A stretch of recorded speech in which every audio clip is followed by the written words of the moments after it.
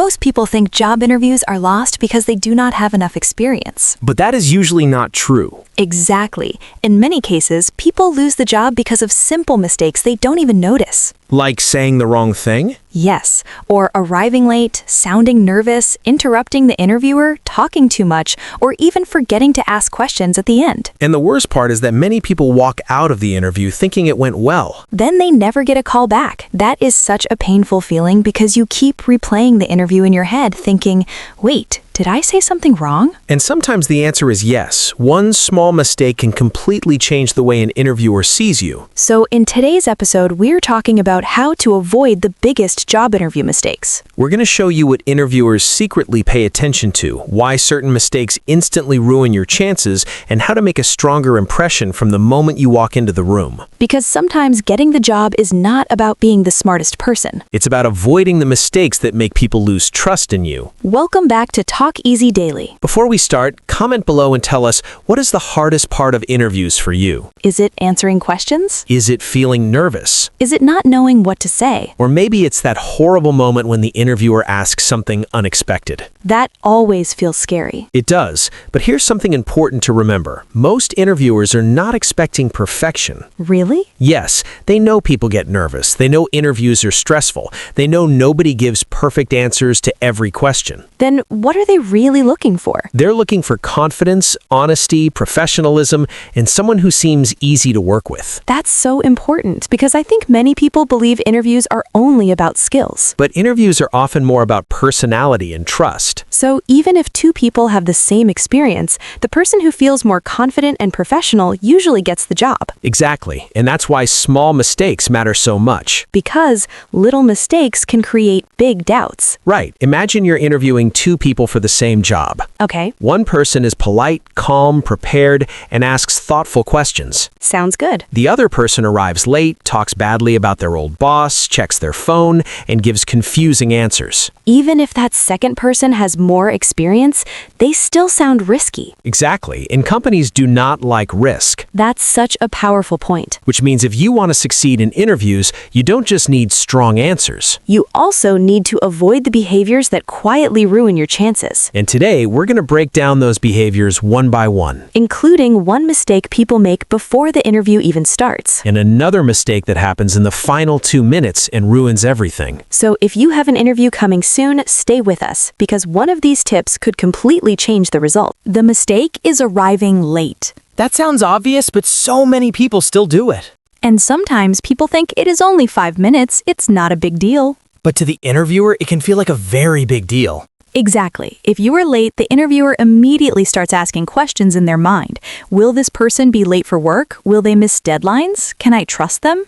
And even if the reason is something normal like traffic or getting lost, it still creates a bad first impression. That is why you should always plan to arrive early. Not 1 minute early, at least 10 to 15 minutes early.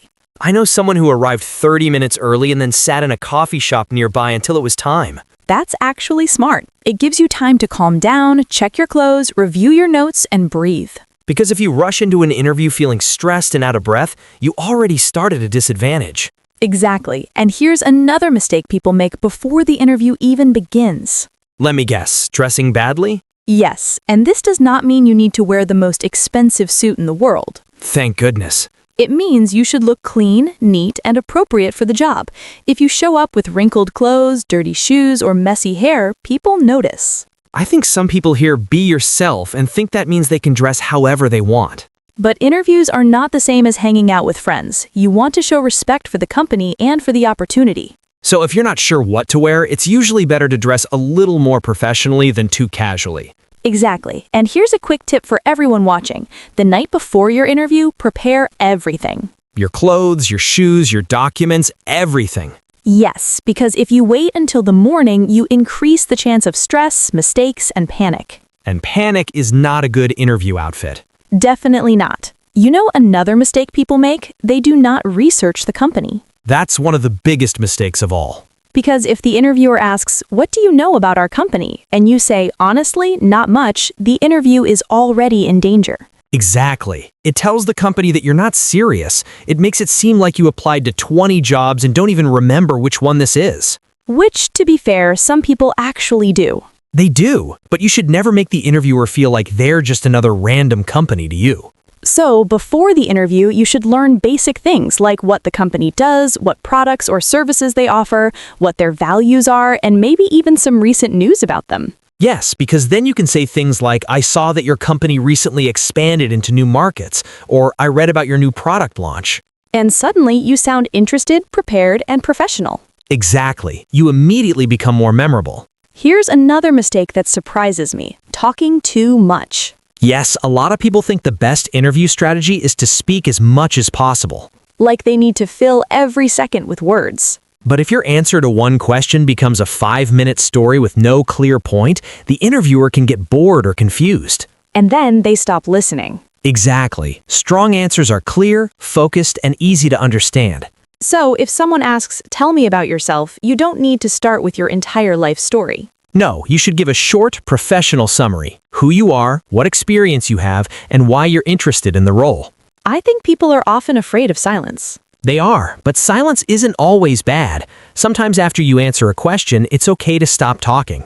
That's hard for nervous people. It is. Nervous people often keep speaking because they think more words will help them. But sometimes more words create more problems. Exactly. You may accidentally say something confusing, negative, or unnecessary. Speaking of negative things, we need to talk about another huge mistake. Complaining about your old job? Yes, that's such a dangerous mistake. Imagine the interviewer asks, "Why did you leave your last job?" And you say, "Because my boss was terrible, my coworkers were lazy, the company was a mess." Immediately, you sound negative. Exactly. Even if everything you say is true, it creates a bad impression. Because the interviewer starts wondering, if we hire this person, will they talk about us the same way one day? That's exactly what happens. Instead of attacking your old company, focus on growth. So, instead of saying, "I hated my boss," you can say, "I was looking for new challenges and more opportunities to grow." Perfect. That answer sounds professional and positive. Here's a myth that many people believe. They think interviews are only about saying the right words. But body language matters too. So much. If you avoid eye contact, cross your arms, look at the floor, or sit with bad posture, it can make you seem nervous, bored, or unconfident. Even if your answers are good. Yes, your body is always speaking, even when you're silent. So what does confident body language look like? Sit up straight, smile naturally, make eye contact, nod while listening, keep your hands relaxed. And please don't stare at the table the whole time. Exactly, because if you look uncomfortable, the interviewer may assume you're hiding something or not confident in yourself. There's also another small mistake that many people do without thinking. Looking at their phone? Yes. That's one of the fastest ways to seem disrespectful. Even if your phone only lights up for 1 second, it can break the connection between you and the interviewer. That's why your phone should be completely silent and out of sight. Not on the table, not in your hand, not face down beside you. Exactly, because if you check your phone during an interview, it tells the interviewer that something else is more important than the conversation happening right in front of you. And nobody wants to hire someone who seems distracted. In the next part, we're going to talk about mistakes people make while answering difficult questions. Including one answer that sounds smart but actually destroys your chances of getting hired. And if you've ever said, "My biggest weakness is that I work too hard," you need to keep watching. Let's talk about one of the most uncomfortable questions in any interview. What is your biggest weakness? Exactly. Almost everyone hates this question. Because you want to be honest, but you also do not want to destroy your chances. And that is why so many people give fake answers like, "My biggest weakness is that I care too much," or "I work too hard," or "I'm a perfectionist." Interviewers have heard those answers 1,000 times. Exactly. And most of the time they sound fake. So what should you say instead? Choose a real weakness, but make sure it's not something that completely destroys your ability to do the job. So maybe something like, "I used to have trouble speaking in front of large groups, but I've been working on it by practicing presentations." Perfect. That answer shows honesty, self-awareness, and improvement. Because companies do not expect perfect people. They expect people who are willing to learn. Exactly. Another mistake people make is pretending they know everything. Oh yes, that can become dangerous very quickly. Imagine the interviewer asks a technical question, and instead of admitting you don't know the answer, you try to invent something. And then you get caught. Exactly. It's much better to say, "I haven't worked with that before, but I'm interested in learning it." That answer actually sounds mature. Because it shows confidence. Real confidence is not pretending to know everything. Real confidence is being honest about what you know and what you still need to learn. I think many people believe they need to act like a superhero in interviews.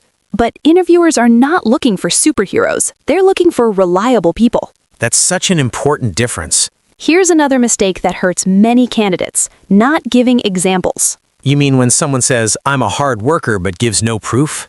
Exactly. Anyone can say they're hardworking, organized, or creative. But stories are what make people believe you. Yes. For example, instead of saying, "I'm good at solving problems," you could say, "At my last job, we had a problem with late deliveries, so I created a new tracking system that reduced delays by 20%. That sounds so much stronger. Because now the interviewer can see the result. And it also makes you more memorable. Exactly. Facts tell, but stories sell. That's a great line. And it's true in interviews. Whenever possible, support your answer with a real example. Here's another mistake that people do when they're nervous: interrupting the interviewer. Yes, this can happen very easily. Especially if you think you already know what they're going to ask. But interrupting can make you seem impatient or disrespectful. Even if you don't mean it that way. Exactly. A better strategy is to pause, listen carefully, and let the interviewer finish speaking. Because sometimes the last part of the question is the most important part. That is very true. And if you interrupt too quickly, you may answer the wrong question. Which can make the whole conversation feel awkward. Here's a quick tip for everyone watching. If you're nervous, take 1 second before answering. Just 1 second? Yes, a short pause makes you look calm and thoughtful. Instead of rushing into an answer that may not make sense. Exactly. You don't need to answer every question immediately like a machine. You know what else can hurt people in interviews? Being too humble. That surprises a lot of people. Because people think being humble is always good.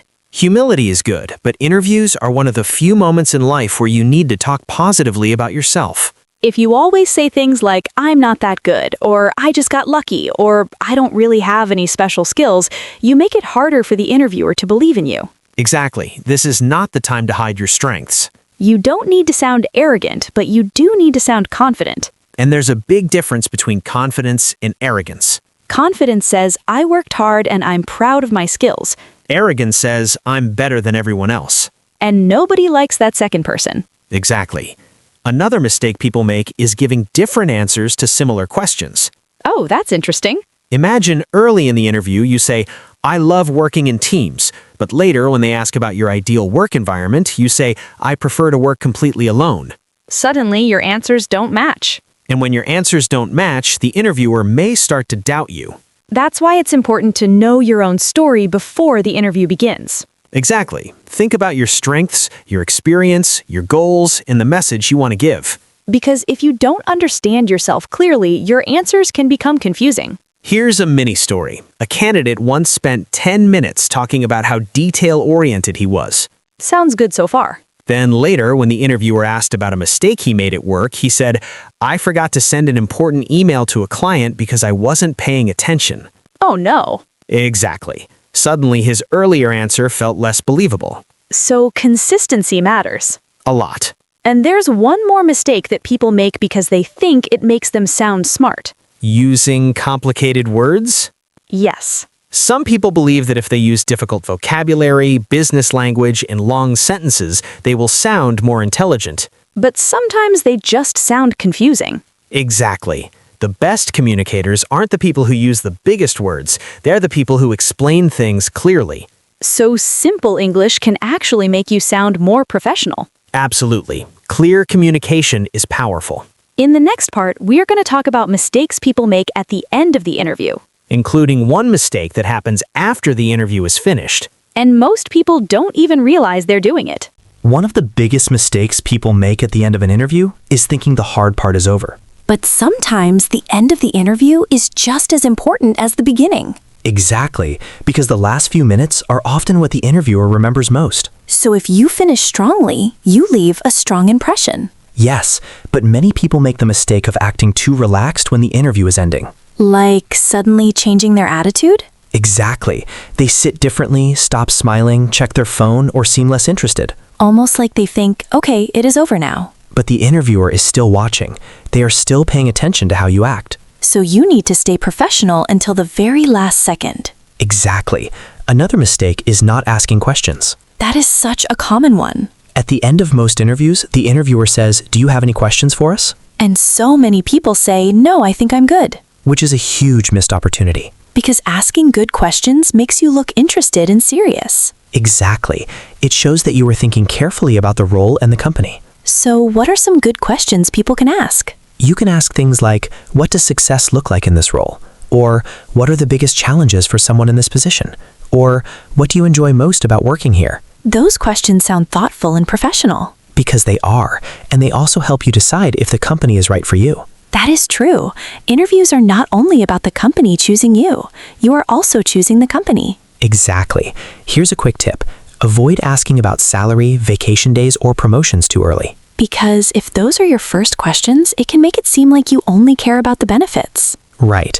Those topics are important, but they are usually better later in the process. Another mistake people make is forgetting names. Yes, if the interviewer introduces themselves at the beginning and you forget their name 5 minutes later, it can feel awkward. I am terrible with names. A simple trick is to repeat their name after they say it. Like, "Nice to meet you, Sarah." Exactly. That helps you remember it more easily. And people love hearing their own name. They do. It creates a stronger connection. Here is another mistake that people do after the interview ends. They disappear. Yes, they never send a thank you email. I think many people underestimate how important that can be. A short thank you email can make a big difference. It shows professionalism, gratitude, and interest. And most people don't do it, which means if you do, you stand out. Exactly. The email does not need to be long. You can simply thank them for their time, mention something you enjoyed discussing, and say you are excited about the opportunity. That sounds easy enough. It is easy, but it is powerful. Here is a mistake that happens after the interview too. Being impatient. Yes, some people send 3 emails in 2 days asking, "Did I get the job? Did I get the job? Did I get the job?" That can make you seem desperate. Exactly. Companies often need time to make decisions. So if they say they will contact you in a week, wait a week. Right.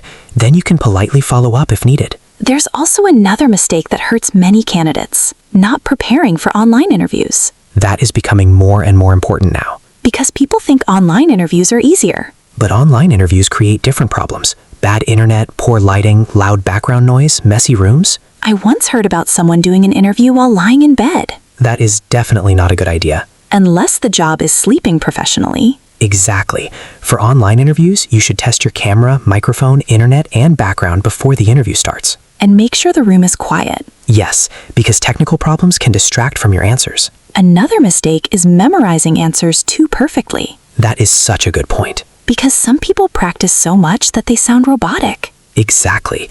You want to sound prepared, not programmed. If every answer sounds memorized, the conversation can feel unnatural. And interviewers want a real conversation. They want to see your personality. So instead of memorizing every word, it's better to practice ideas. Exactly.